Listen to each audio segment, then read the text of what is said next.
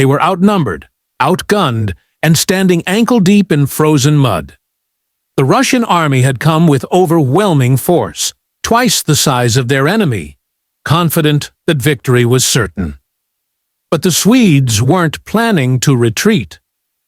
At sunrise on July 16, 1705, in the heart of present-day Latvia, a brutal clash unfolded. No music, no glory, just the sound of steel, gunfire, and dying men. What happened at Gemauerthof wasn't just another battle. It was a violent message from the Swedish Empire to the rising Russian bear: we are not afraid.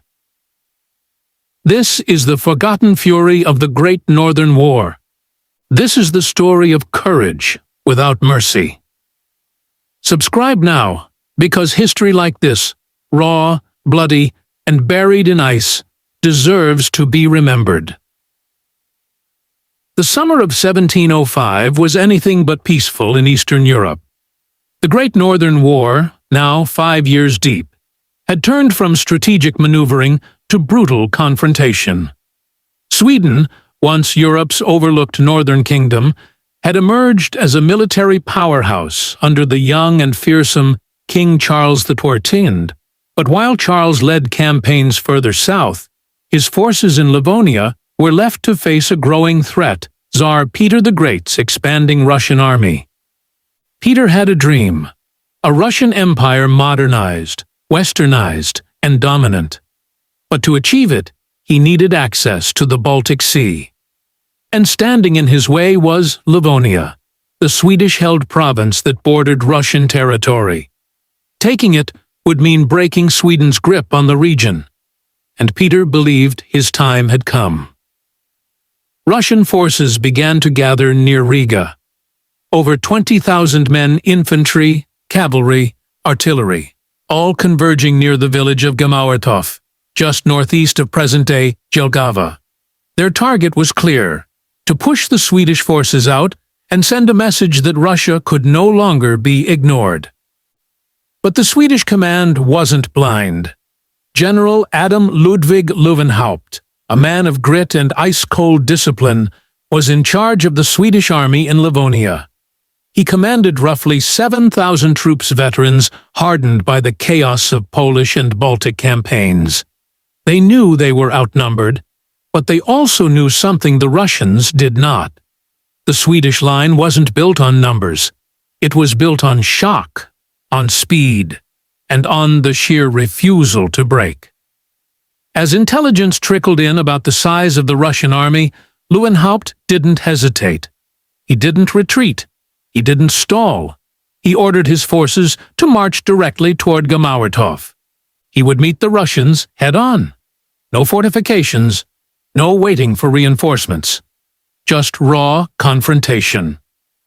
The Russian commander, General Boris Sheremetyev, had fought Swedes before, but what he didn't expect was that the outnumbered Swedes would go on the offensive, that they would strike with full force, not in defense, but with aggression. The Russian forces took position, certain of their size, their artillery, their advantage. They miscalculated. As dawn approached on July 16th, a quiet settled over the fields near Gemauerthof, a silence that always comes before something terrible enters. The ground was damp, the air heavy with anticipation, and just beyond the fog, Swedish drums began to beat. The storm was coming. The Swedish army advanced in tight, disciplined formations. Their blue and yellow banners whipped in the wind, cutting through the morning haze like a warning. Lewenhaupt gave the order, and the infantry began to march with terrifying precision. Each step synchronized. No shouting, no chaos. Just the rhythmic thud of boots and the cold gleam of steel. The Russians were positioned across open fields, their numbers nearly triple that of the Swedes. Their cannons were already loaded. Sheremetyev believed the battle would be over before the Swedes reached musket range. But the Swedes didn't slow down. If anything, they accelerated. The air exploded as Russian artillery opened fire. Iron tore through the earth. Mud and limbs flew, but the Swedes kept coming. They closed the distance fast, too fast for the Russians to adjust. Within minutes, the two armies clashed with brutal violence. Swedish pikemen drove deep into Russian ranks.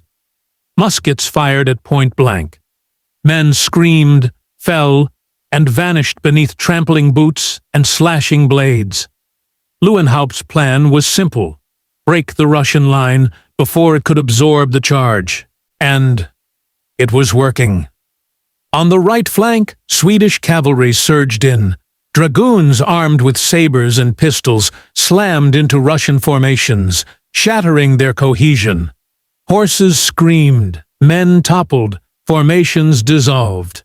The Russian flanks began to fold under pressure.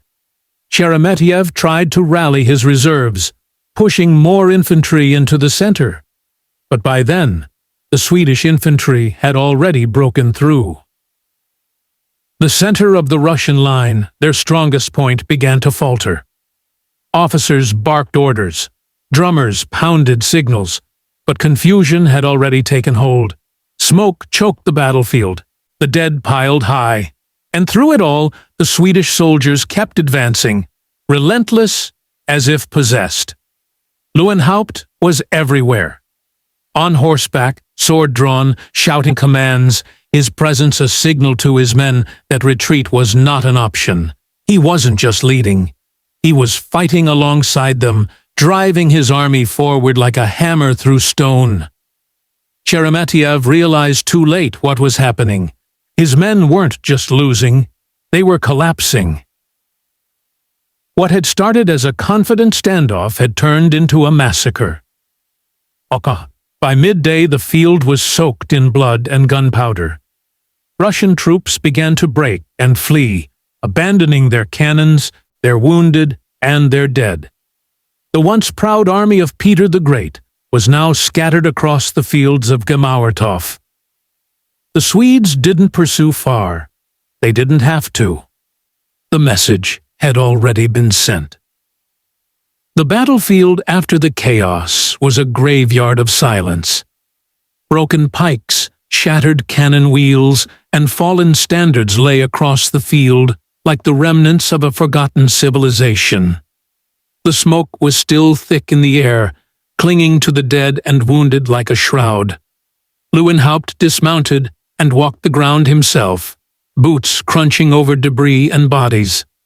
His eyes betrayed no triumph, only calculation. He had won, yes, but he knew this wasn't the end. This victory was not about land. It was about momentum. It was a message. Sweden, though outnumbered, would not be outmaneuvered. Not yet. The Russian casualties were staggering. Thousands lay dead or wounded. Their artillery had been captured, their formations crushed, their pride shattered. Sheremetyev himself narrowly escaped the battlefield. His horse shot out from under him as he fled with a broken command. His dream of a quick campaign in the Baltics had been destroyed in a single morning. But behind that brutal defeat, a deeper truth lurked.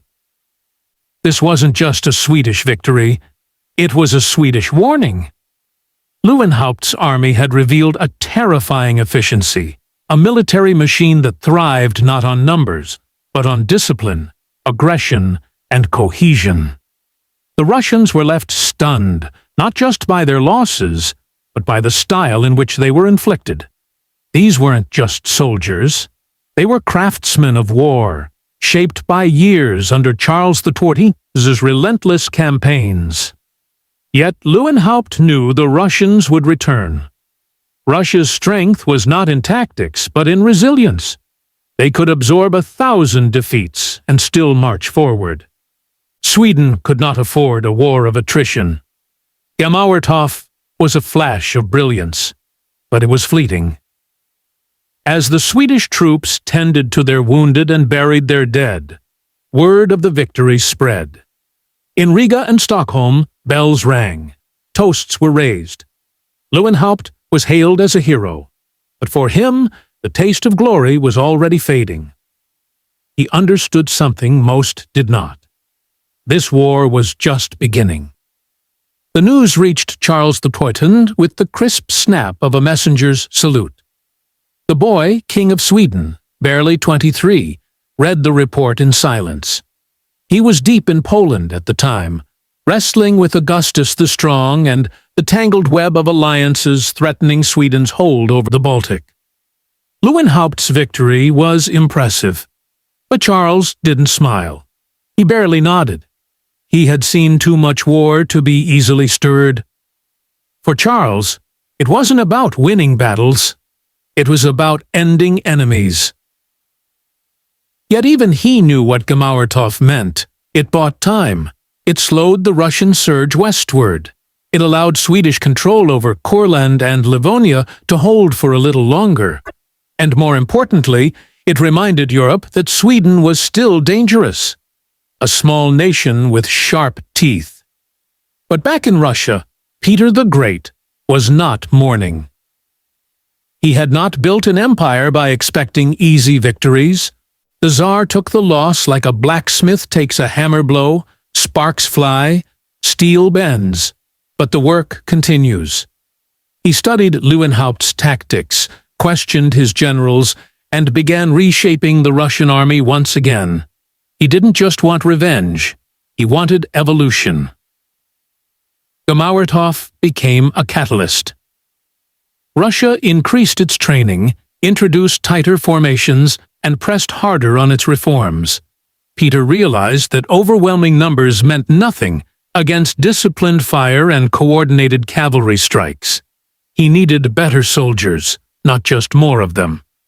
And so, in the months following Gemauerthof, the Russian army grew sharper, harder, more flexible. Peter wasn't playing for battles, he was playing for history. And he knew that the war with Sweden wouldn't be won on one field, or with one general. It would be won by transformation. Lewenhaupt, meanwhile, watched the frontier with grim resolve. He fortified key positions, sent scouts into the forests, and wrote long reports to Stockholm warning that the Russians would return stronger. No one knew how soon or how brutal.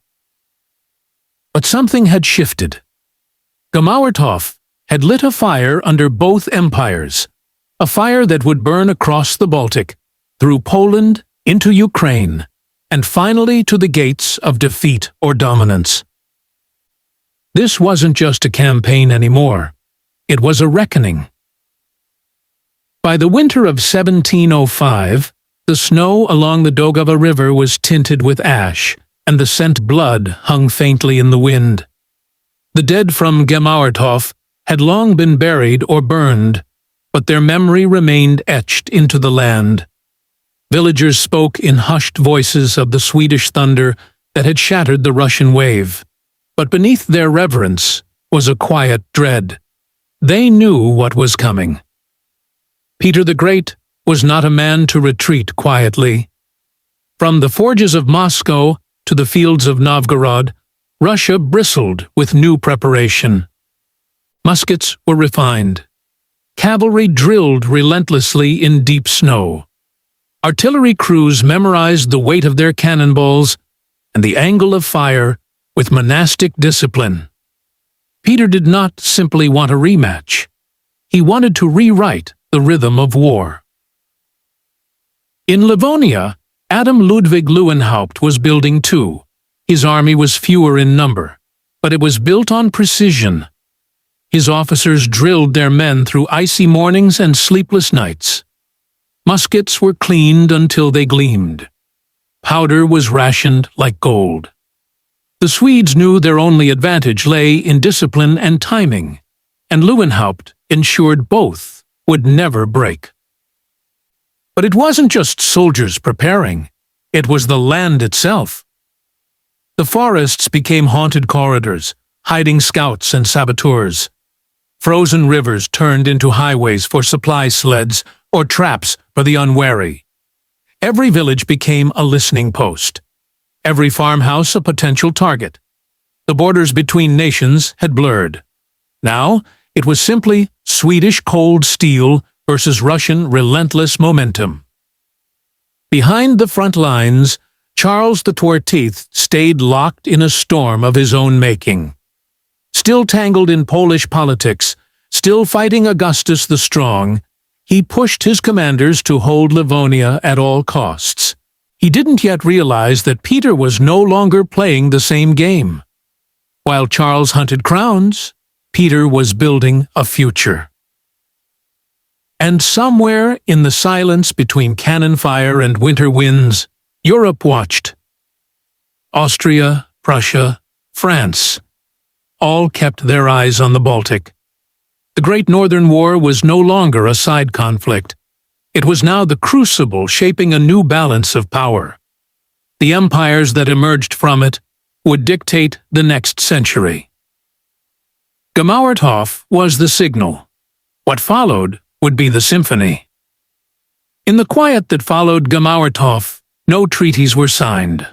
No parades marched in Stockholm. No monuments were raised. And yet, something shifted. For Sweden, the battle was a reminder. A sharp, ringing echo from the days of Gustavus Adolphus, when precision and fire had once carved an empire from chaos. Lewenhaupt's victory had halted a Russian tide and preserved the integrity of Livonia. But it was a defensive triumph. A pause. A breath before the drowning.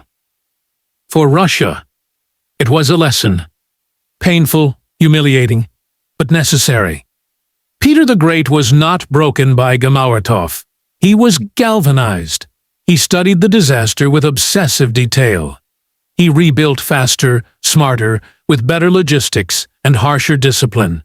He understood now what kind of war this would be. Not one of numbers, but of systems. Not speed, but depth. Not glory, but endurance. And Europe? Europe took note. This was no longer a war between outdated monarchies squabbling over cold soil. It was the death of one military order and the birth of another. Sweden's victory had been beautiful, brutal, efficient, but it exposed the limits of a fading giant.